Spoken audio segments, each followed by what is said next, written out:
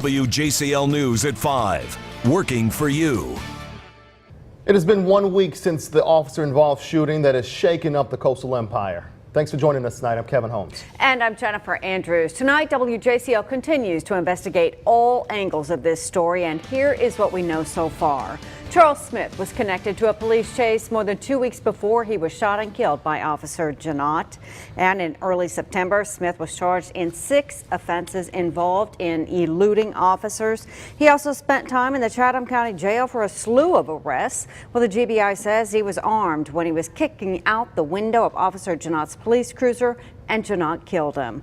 Well, the community has been rallying for justice every day since. The mayor and other city leaders have been asking for peace. Well, on Tuesday, the city released surveillance video from the convenience store where Smith was arrested.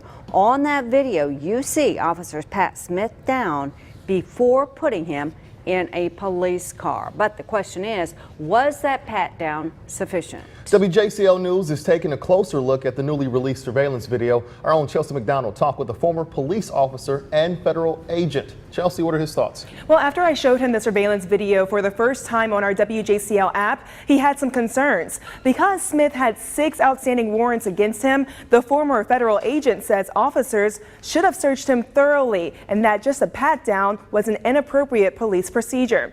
Dr. Larry Stewart was a police officer in Atlanta and Macon. He was also a federal agent for 26 years. He thinks the element of surprise officers used was sufficient, but because there was resistance inside the convenience store that you see here, he thinks the officers should have searched more in depth. Now, when Smith isn't resisting and he's handcuffed right here, that's the opportunity for officers to do a thorough search, and officers should have expected Smith to resist again.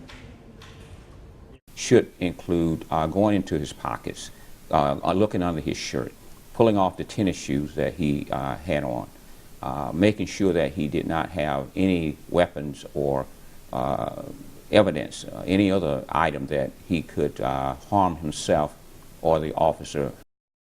Now, Dr. Stewart also says sometimes, depending on a person's physical size, officers will use a body or a waist chain to allow the handcuffs to be mounted on the back, something to lock the hands so that they can't move them in front of their body. He doesn't want to say how much time should be devoted to a search or pat down, but it should have been a reasonable amount of time. And not just a pat down, but a search because Smith had arrest warrants. Reporting in the studio, Chelsea McDonald, WJCL News, working for you.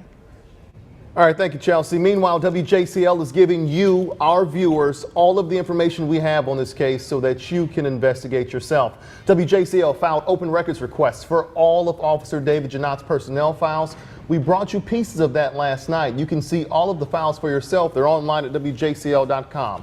We've also broken down crime statistics in the neighborhood where the shooting took place. You can find our interactive crime map online. We also took your questions about police procedure to Interim Police Chief Julie Tolbert and found that Officer David Janot was within the department's policy when he shot Charles Smith.